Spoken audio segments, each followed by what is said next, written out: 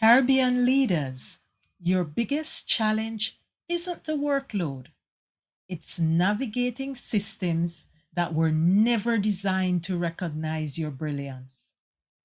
You're burning out for people who have already decided not to see you. Today, I am going to show you how to win in biased systems without losing your soul. Before we go deeper, I want to give you the framework that will guide this entire conversation. I call it the sovereign leadership model, my signature system for helping Caribbean and diaspora leaders rise in biased environments without shrinking their identity or compromising their integrity. It has 5 pillars. First one, bias recognition. See the system clearly. Second one, tactical excellence. Deliver results that bypass gatekeeping. Third one, spiritual poise. Anchor your authority internally. Fourth one, strategic visibility. Position yourself where influence lives. And the fifth one, sovereign longevity. Win the long game without burnout. This is how you rise when the system is rigged. So let's do a deep dive. Each section in my framework has information that will give you information about what it is, why it happens, what Caribbean leaders must do differently, and then I'll give you a short example. So, again, the first pillar, bias recognition. See the system clearly. What is that? It is understanding when the evaluation has shifted from merit to politics, perception, and systemic exclusion. Why it happens? In 2026, organizations are using collaboration, cultural fit, and tone as coded language to justify bias. What should Caribbean leaders do differently? You should stop overworking to prove worth. Start recognizing the game being played. Let me give you an example. You deliver excellence, but feedback focuses on your approach, your tone, or soft skills. That's not performance, that's politics. The second pillar I call tactical excellence. Deliver results that bypass gatekeeping. What it is? It is producing high impact, data backed results that cannot be dismissed. Why it happens? Because subjective evaluation is happening where bias thrives. Objective metrics are where bias dies. What Caribbean leaders must do differently? Shift from grinding to strategic output. Let me give you an example. Instead of I worked hard, you present measurable outcomes, AI tracked performance metrics, documented impact, and undeniable deliverables.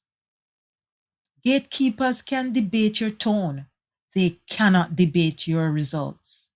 The third pillar I call spiritual poise. Anchor your authority internally. Let me tell you what this is. It's a calm, grounded, spiritually aligned leadership presence. This happens because bias systems try to destabilize you emotionally so you lose clarity. As Caribbean and diaspora leaders, this is what you must do differently. Lead from internal authority, not external validation. Here is an example. In a hostile meeting, instead of reacting, you must silence and use silence as a power move. Your calm becomes the disruption. Your composure becomes the authority. And the fourth pillar is strategic visibility. Position yourself where influence lives. Let me tell you what this is. It's moving beyond your desk and into the rooms where decisions are made.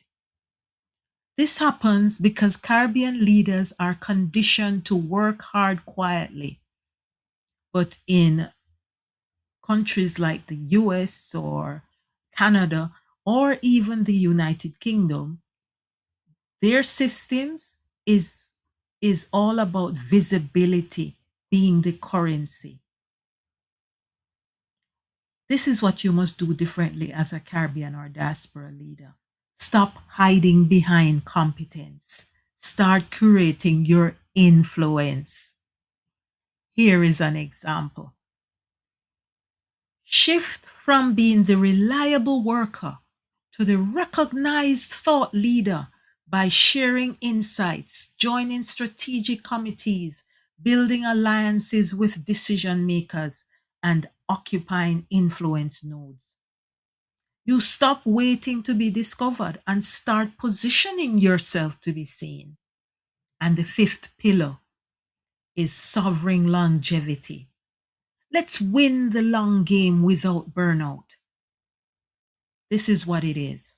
It's protecting your mental, emotional, and spiritual energy while building a legacy.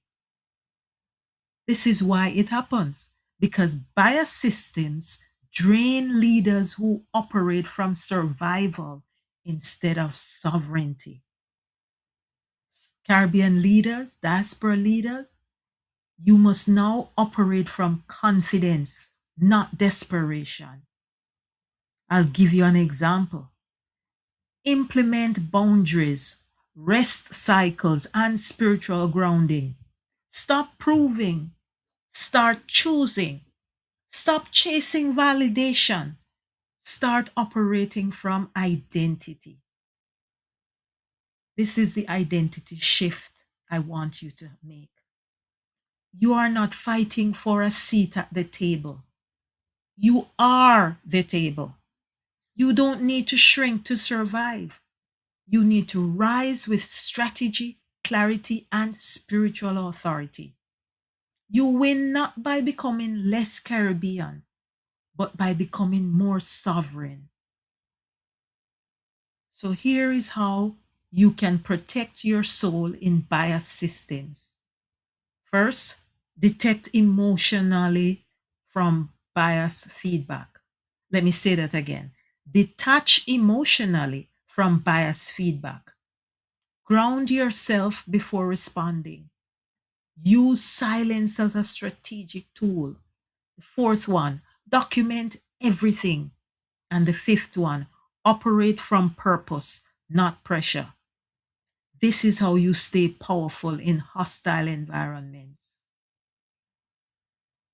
My dear Caribbean leaders and diaspora leaders, you are culturally coded for excellence, urgency, and resilience.